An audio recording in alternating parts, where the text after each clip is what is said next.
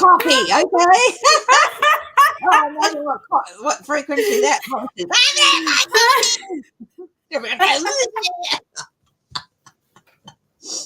Hi, everybody. Hello. G-6 and Mickey. G-6, you got to tell me. You got to tell me when 6 goes to 7, okay? Because I got that flash about you around Christmas time. I saw the 6 changing to a 7, so hopefully that's right.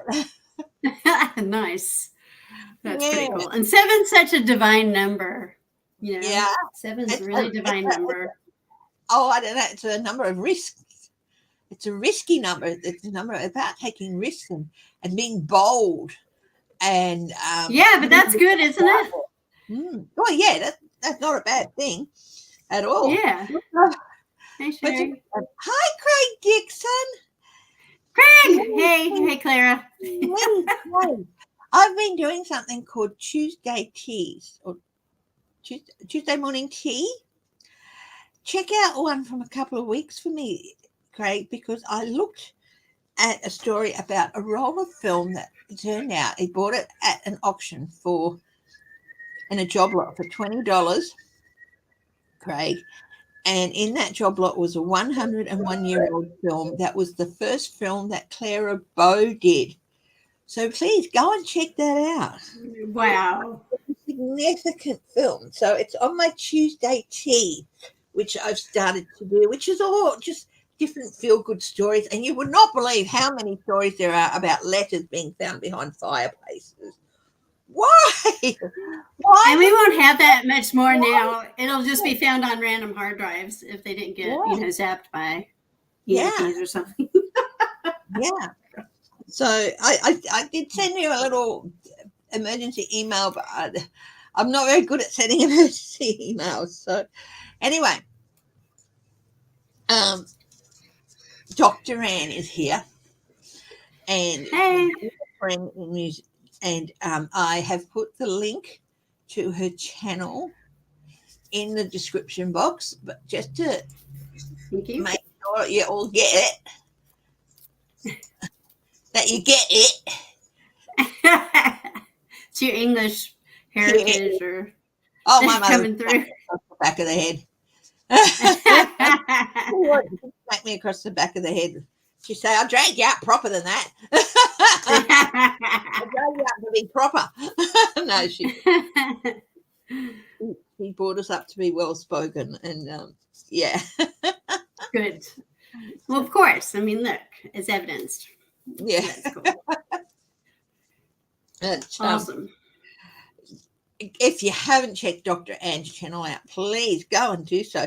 She does short videos, less than 10 minutes at the moment, and they're on a number of subjects. The entanglement, quantum entanglement. Oh my God, that is just that is a thing of beauty, that video. It really is. And thanks. She's done music and got another one here, which I watched, the dialogic acts, but what we're going to be doing now is talking about music with Dr. Ann, and we definitely got to do the dialogic acts as well, but today's about music with Dr. Ann. And just so you folks know, hi, and hey, I'm Steve.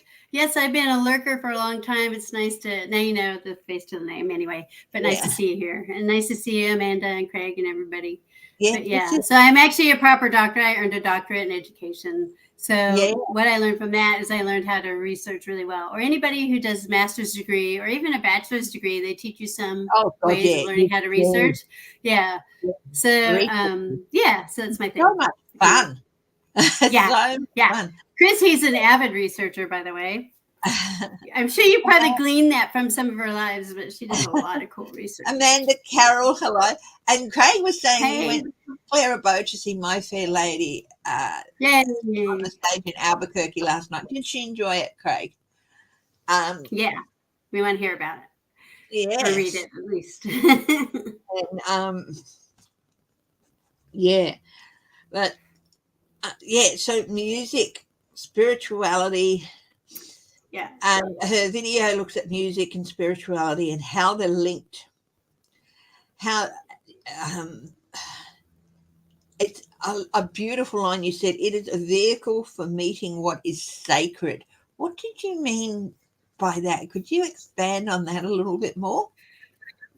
Well, music is okay. So I'm not talking with words necessarily over it. Just the feeling of being in it. It can be an individualized experience one by yourself. It can be a shared experience with a group of people. It can be ecstatic, happy mood, fun times, and sometimes elicit or get people to wah, like their favorite rock star. And other times it can mirror our moods, or if we're quiet and sad or solemn. You can put on a beautiful piece of Bach or whatever, and it just lifts your spirits. And so for that, it's a vehicle for meeting the sacred. I do think in our 3D existence, music is probably the most sacred thing that binds us together. And the other thing is it's so magical because we don't need words to communicate. It does, yeah, Beautiful. that's it exactly. And I was Mm. talking to Anne about this, and if you want an example of this, I'm just going to put up Dvorak. He is a Czechoslovakian composer. I'll have to put up Dvorak. Dvorak. I think that's how it's spelled. I have to double check. But anyway, he is a Czechoslovakian composer, and he went to America and he visited some of the US's fledgling national parks, and he wrote the New World Symphony.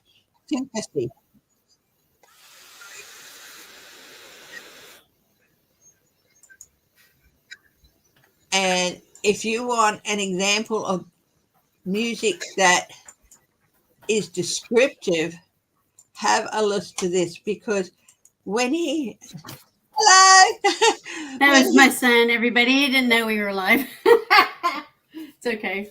I like that way that he came through the wall like some spectre. Anyway, he went He likes music too, by the way. It's he okay. went on a new trip to the US, and he was Talk to you later. so overawed and drawn into the majesty of these wonderful places, including Yellowstone, that he wrote the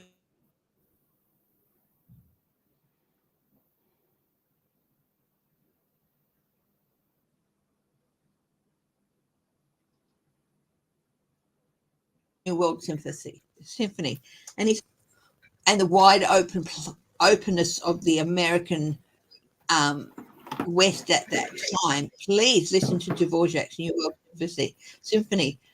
Another really well-known example of descriptive music, I guess, is one that everybody's heard about, whether they're into classical music or not, and that's Vivaldi's Four Seasons. So I always get them mixed up. So how descriptive is it if I keep getting summer and winter mixed up? Yeah. But yeah, it is, and it is, and I was just thinking, Anne, it does add a depth dimension to life, but it's got to be, apart from the grunts of very early communication, it has to be one of the earliest forms of communication, because yeah. down, and when you're like drum beats and things like that, and it That's conveys interesting.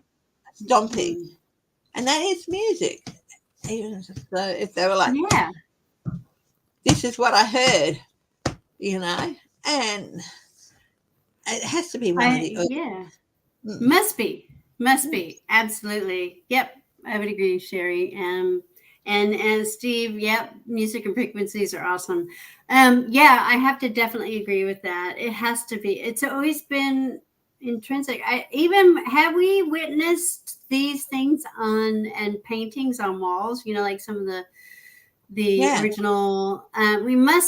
Or instruments, you see characters of people or handprints or pictures of animals in caves, for the previous thousands of years of generations. But I know Egypt had instruments, ancient Egypt. I mean, I'm sure it predates all that, And it's just, because it must be a part of life for communication and relaxation and de-stressing, and because it is even if it's just a simple form of humming or chanting, of course. And so making your own instead of waiting for somebody else to make it, We've also had a comment here about music is a universal language, and of course we've just described some of that through an Italian and a Czechoslovakian conveying through their music what they couldn't convey in other languages, or they might have been able to. I mean, Dvorak obviously is able to, but for people, they want to can put it out there for the world, and so people of any language can listen and appreciate it. Exactly.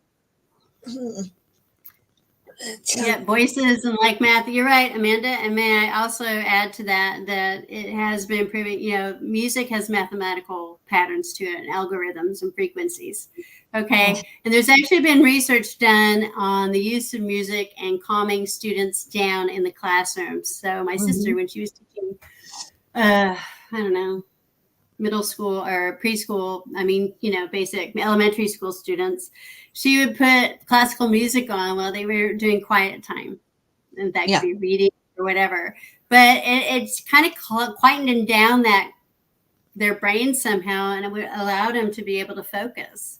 And it wasn't, she chose classical music for that. It wasn't like something with a lot of words or top 40 stuff, and there's actually research that talks, the whole Baby Einstein series, which is all about, they mismarketed that. They actually did research on classical music and how it actually impacts cognitive development. It's based on some research on that, which is a series of video, like monkey puppets to Beethoven or Bach or Dvorak, right? And little skits. Yeah.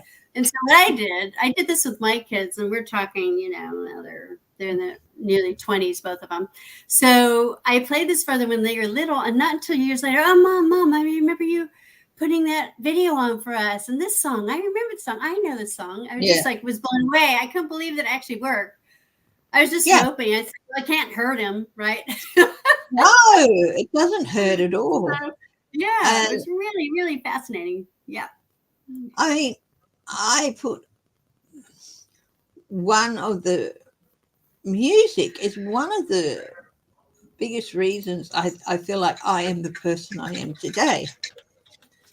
No household is perfect, and there's often stress and hard times in a household, and when you're a kid and all that, you don't always understand the sublayers and all that.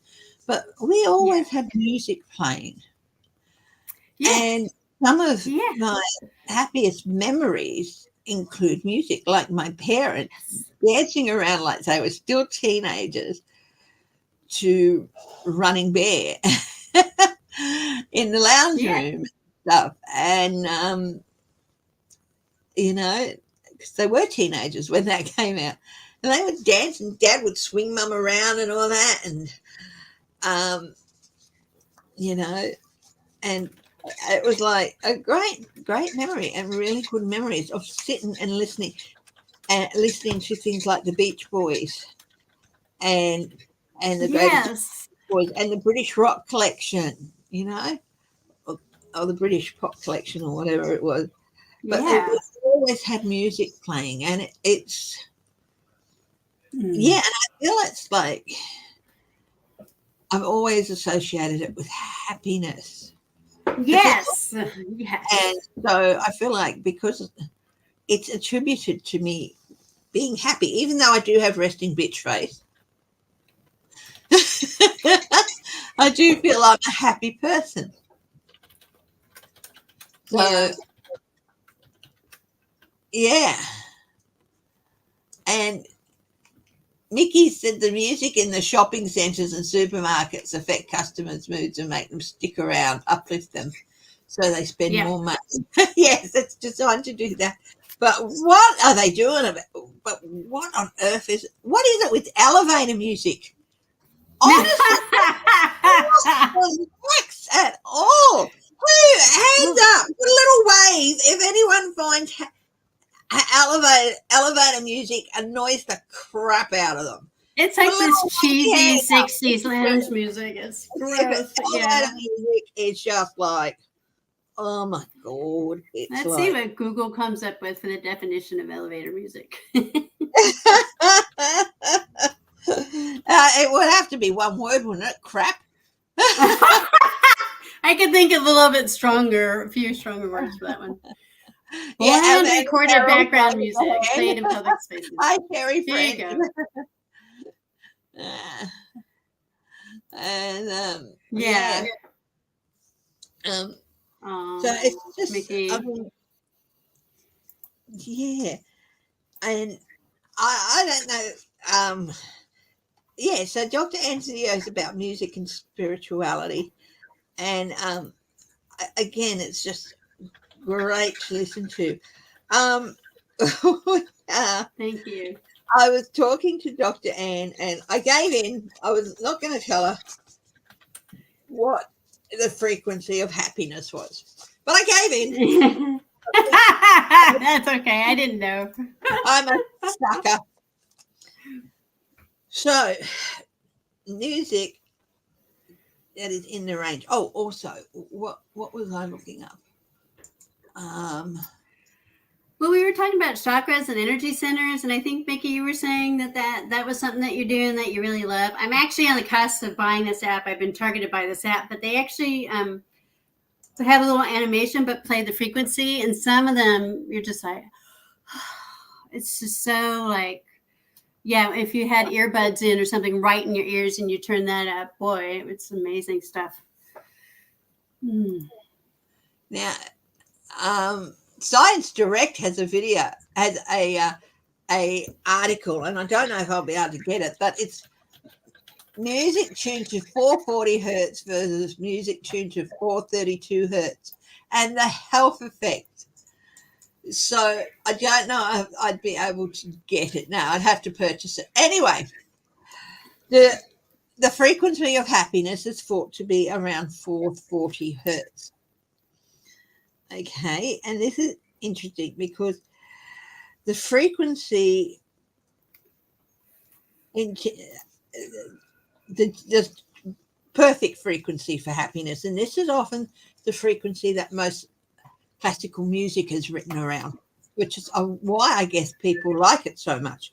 But I thought I'd have a look at what hurt the music should be for the full moon. And it gave a range, which is also a range that anything that falls into it can be called a frequency of happiness, with the peak being at 440 hertz. So full moon music is 210.42 hertz, and it's to align with the planetary frequency of the full moon. Now, up in the comments, at the top of the comments, I posted a link to a video of full moon music. So I think that's Dr. Ann. It's right up the top. Okay. I was just posting what a frequency is in case somebody didn't know what we were talking about. Yeah. Okay. Well, okay, let me just ask everybody this. Have you ever been to a concert or a movie theater or something where there's really a lot of sound and you actually feel it go through your body? That's that vibration. Yeah, that you feel in your body. That's a frequency. Yeah. Yep. Yeah. That's the vibration. Yeah, the vibration. You're right. That's caused by the frequency. Yeah. With the music. Yeah. So the vibration, the ideal vibration of happiness is apparently 440. But cool. With the full moon, 210.42 hertz, will allow you to align with the planetary frequency of the full moon. And the reason I brought this up is that we have a full moon tomorrow night. Tomorrow night or tonight. I can never get that right. But okay, over 48 hours, there's the full moon. Okay, and stay tuned. Well, come back and visit me a little bit later, because after my no, not today. Tomorrow morning, I'm going to do a full moon reading. Okay, so we might revisit the music to that. And at the other end of that scale is 528 hertz, and this is to strengthen intentions and manifestations. That's cool. Hi, I love Sharon. that. And there's a lunar eclipse, is there? Oh, wow. Where's the lunar eclipse, darling?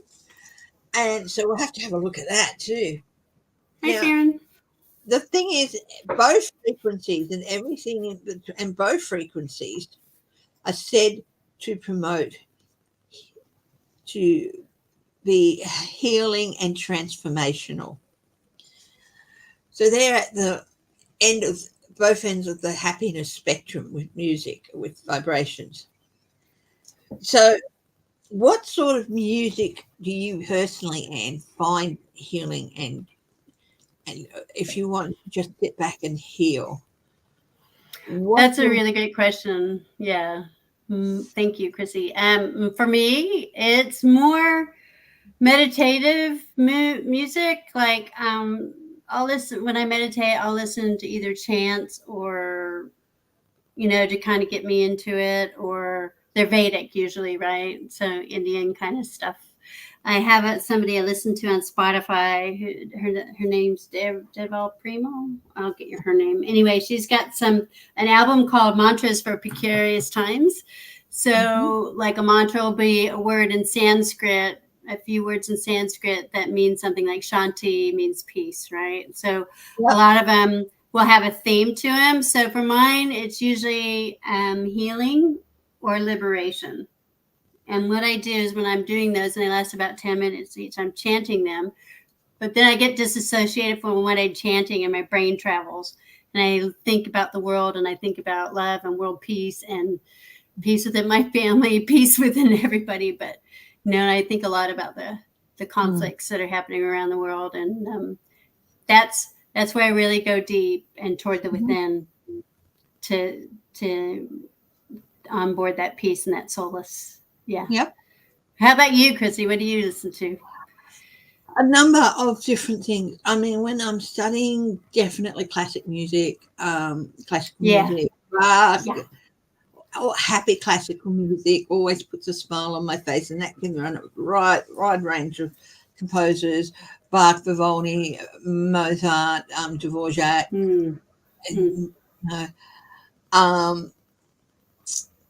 When I want to relax, there's can't quite remember what they are, but there's a group who do these music with they have drone footage from all over the world. And those are beautiful. Very relaxing and calming music to it.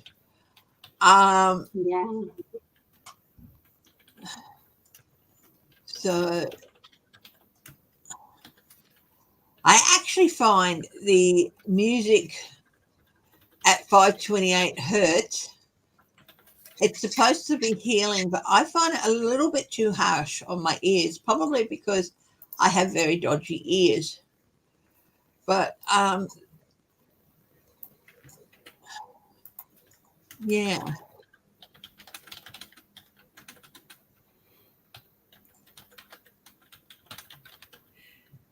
There is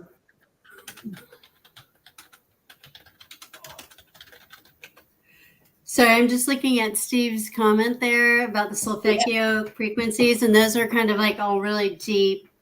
Have any of you guys ever seen the Tibetan monks or Nepalese monks do those like that throat singing, like deep? No, I haven't heard deep, that, no. Anyway, actually went to see some Tibetan monks do some prayers and stuff when I was here. Some friends invited me, and it was amazing. And it was really deep, and those frequencies are really quite good for your base sacral healings. But yeah, it's amazing. The solfeggio frequencies, Steve. Yeah, that is a thing. It's just a word to describe the band that's that kind of deep, really healing kind of. It's so hard. All I can say, everybody, is if you see something you really like, grab it and then go use it. Yeah. Copy the text there and Google it up. I was listening. I've just posted one of my favorites, and it's music for relaxation and nice music, beautiful, relaxing music for stress relief, peaceful piano music, sleep music, and meditation music. And I love this, and I have listened to this before. It's got the red line on it, which means it's one that I do watch quite often. And this is the sort of thing I do if I just want to sit back and just relax and just let everything go away. Sometimes I'll sit back and watch it, and it'll lull me into sleep. But again, that's lovely. What I want to get from the music, and then there's the more spiritual music within those hertz range. Again, like I said, I find the 528 just a little bit harsh on my ears. I have to try that out. I'm not sure what that sounds like, but I trust you. Yeah, and some people are real sensitive to certain noises and things, so you're gonna have to find what resonates with you the most. And the other thing that I do too, Chrissy, is see this. I don't know if you can see this. These are prayer beads. Okay. And it's got namaste on them. So when I'm doing so all the beads on these, this is a prayer beads that you can get at any one of those kind of spiritual shops. But what it has 200 some odd beads on it, which is a ratio between the sun, moon, and the earth, a sacred ratio. And so what you do is when you hear those mantras like Deval Prima, all these guys have a certain specific number of mantras. So what it is you're saying the prayer sentence over and over again and breathing through it. So each bead is one iteration of that mantra. Oh, cool. And then you go through, not the decorative beads, but it's stretchy on a rubber band, and then you do each bead. Yeah. Now, I'm not ascribing myself to a particular religion. I'm just doing a practice that works for me. So everybody's got their own gig, but I thought you might find that interesting. And I've got, these are, what's the blue? Lapis lazuli beads. So they're kind of, lapis lazuli. Yeah. That's a very healing stone. Yeah. Yeah. Yeah. So hi, Patricia. That's Hi, Patricia. Yeah. And guys, if you do have a really nice music thing that you find that you like and you want to share it, please feel free to post it. And if you've got a story of how music has helped you too, please feel free to post that as well. But it's just music is one of those things that is, as you said, it's universal. It is descriptive. Yeah. There's a reason they have Oscars and SAGs and other awards around music for movies, because even the silent movies, they had a little guy or a little orchestra playing away in the front, because without that music, the movie would be a completely different thing. Oh, yeah. And, yeah. So putting words in pictures, of course, that is music. It transcends language, right? We don't need we could show up arguably in any country in the world and just pick up a guitar or ukulele or just start singing something, and I'm sure, you know what I mean? Or you can watch and listen to other people and the joy that they get from their music, even though you may not understand a word of it, but you get the feeling of the music behind it and the observation of the joy or engaging in that space with those people, right? Exactly. So it's, yeah. Hey, Geek. You're feeling better tonight. Yeah, he had his Surgery. I Yay. done on Friday. So Yep. Love and healing to you. Yeah. Yep. Oh, that's awesome. Yeah. The other thing I like too is finding rich in movies the juxtaposition of music with a piece of film Yeah, that's beautiful. are just mind blowing. And for me, have you seen the movie The Dish? Yes, I love The Dish. That's based in Australia. Sam Neill's in it. I love it. It's a great film. Now you know that the part where they're moving the dish and they're playing classical gas in the background. Why they're moving the satellite dish, and it's got all the different parts, and it builds up and builds up and builds up until the disc clicks in display. I love that. I can watch over and over and over again. Because I've always loved classical gas, that piece of music. Yeah. Yeah. And seeing that's awesome. Seeing it matched with this music where they're moving this gigantic radio telescope, and they did have permission to move it, which not very many people did. It's just amazing. So if you have checked out a movie called The Dish, it is a fictional story, but it is based around the moon landing. And it is true. The one fact is true that Goldstone did go down. The radio telescope at Goldstone in the US did go down, and they couldn't transmit the pictures from the moon to the US, to everyone down on Earth through Goldstone.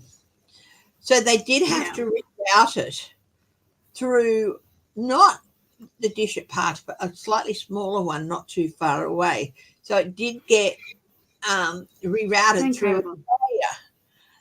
And so that it's true. But the that's story, amazing. Guys, and them, I won't tell you anymore. But it's a great story if you haven't seen it. It's called The Dish. It's an Australian movie. It's got Sam Neill.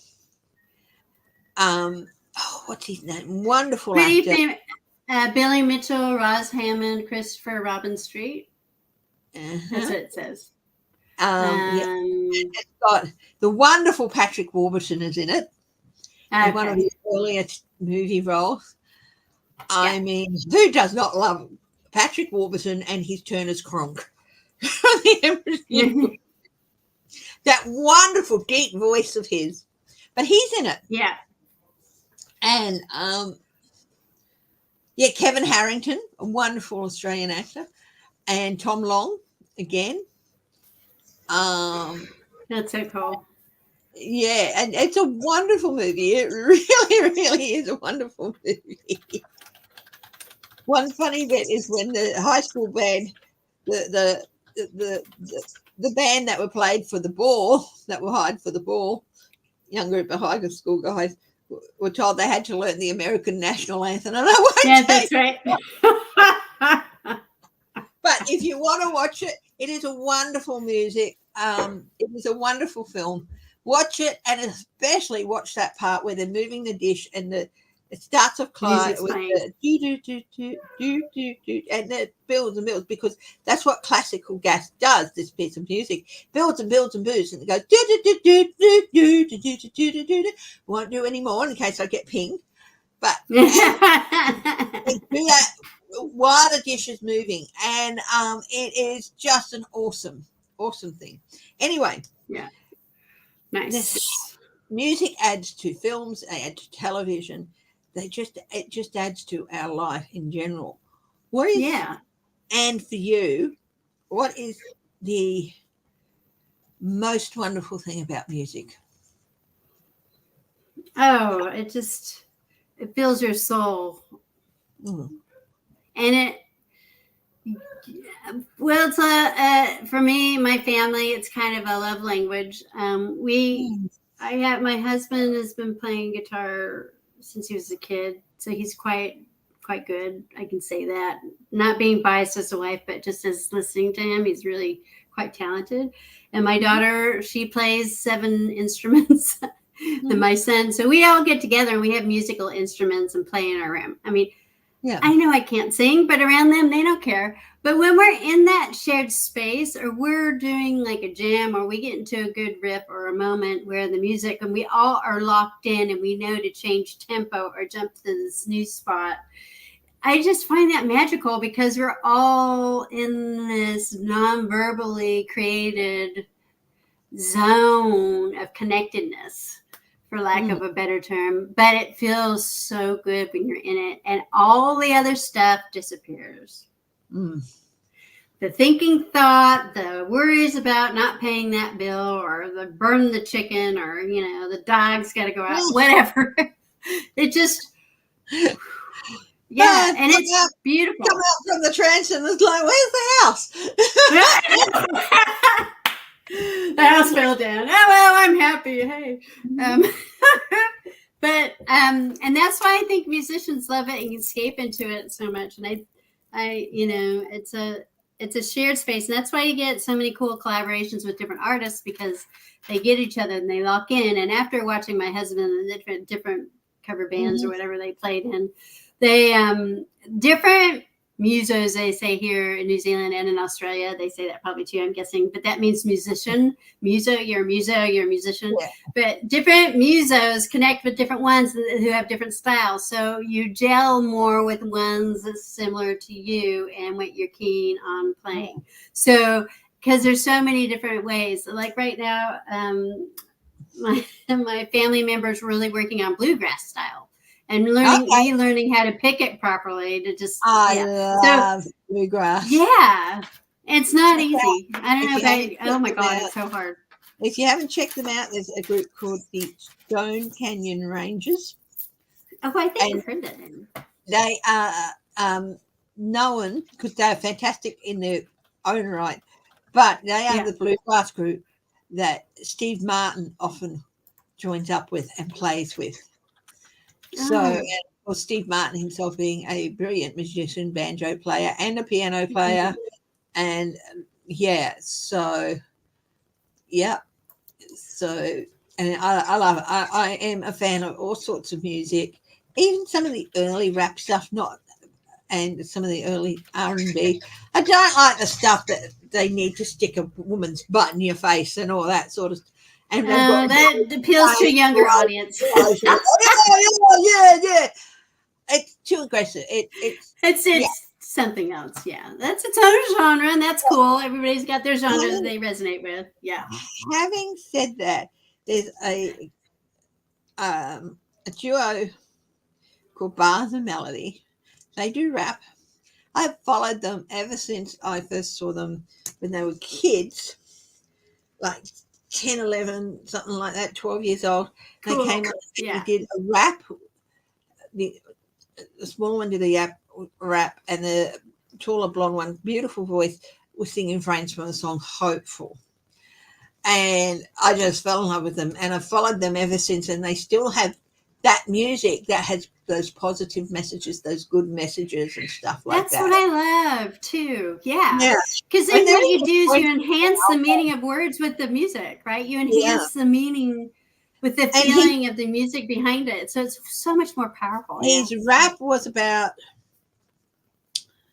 being a kid, single mother, family, being poor, how he would get bullied at school and all that, but how he would not let it get him down. And then the other guy would come in with singing the refrains from Hopeful and stuff. And it was just gorgeous, just wonderful. Bars and Melody. So, and they're from England. Hi, Jezza. So, we are getting up to 40. Hi, NW, Jezza. And I hope keep talking forever. Everything, guys. And just shoved Anne down, and so she's like, because I do tend to take over. Please tell me I haven't. No, I'm fine. No, you haven't. You're wonderful, Chrissy. I love talking with you, and I love the engagement too from our fabulous community. You know what they're saying and their experiences with music. But I guess more than anything, I hope that when people walk away from this live is take that moment to crank up the stereo when you get home, or get in your car and blast it out. Have, it's just, it's a way to Turn meet the up the sacred. radio. Yeah, turn Yeah. up the radio. Be one of those people that annoy you at the stoplight with the bass going boom, boom, boom. Anyway, it doesn't matter. Whatever makes you happy. Yeah. Now, I was hoping, Anne, maybe next time we could do another one of your videos. And if you want to keep up with it, dialogism, I think you called it. Yeah. Dialogic acts or something like that. If you want to check that out, because I think that might be the next one we look at. How do you feel about that, Anne? Yeah, that'd be great. That's my area of expertise and research. So yeah, and that too. Saying versus feeling, and and it's just, I'll have to watch it again so the notes I took down make a bit more sense. But for sure. But anyway, hi, Anne. Hi, Annie. Annie's here. Hey. I call her Annie because there's you, and there's Anne, and then there's Anne, and I get confused, so I started calling her Annie. That's okay. My nickname's Annie, so we'll make it even more confusing. And so you're Angie, Annie, and we're just going to be wrapping up in a minute, because in about 20 minutes I do have to do my members only live. So please come and join me. Yeah, doing a normal Archangel Power reading. I do one of these every week, and if people come and join, I do a oracle card for them as well. Cool. So that is very much what's up next. And tomorrow I am going to do a full moon reading. 9 a.m. my time. That'll be good. Full moon, and it'll be not just the full moon, but the full moon and the lunar eclipse. So I'll be looking at both of them. And that's okay, Celtic. So I hope you have enjoyed it. Please, these videos. I base these lives, the subject of these lives, on the videos that Anne does. And if you haven't checked out the first one we did, it was the space in between. It was really good. We had some really good conversation from that. And today I posted one on critical thinking, and I encourage you all. I mean, don't be scared about what that means. It means being able to be an active participant. Yeah. Hey. I love critical thinking. Critical thinking is one of my favorite things. Yeah. So I will be learning to disagree. There's 5 recommendations too for you to handle people that don't have common sense and so forth. And so it's 10 minutes of your time or less. Have a look. I read a joke. Sorry. Yeah. I read a joke off Facebook to hubby yesterday, and it was about marriage. And it said marriage is psychological. One person's the psycho and the other one's the logical. I love that. That's hilarious.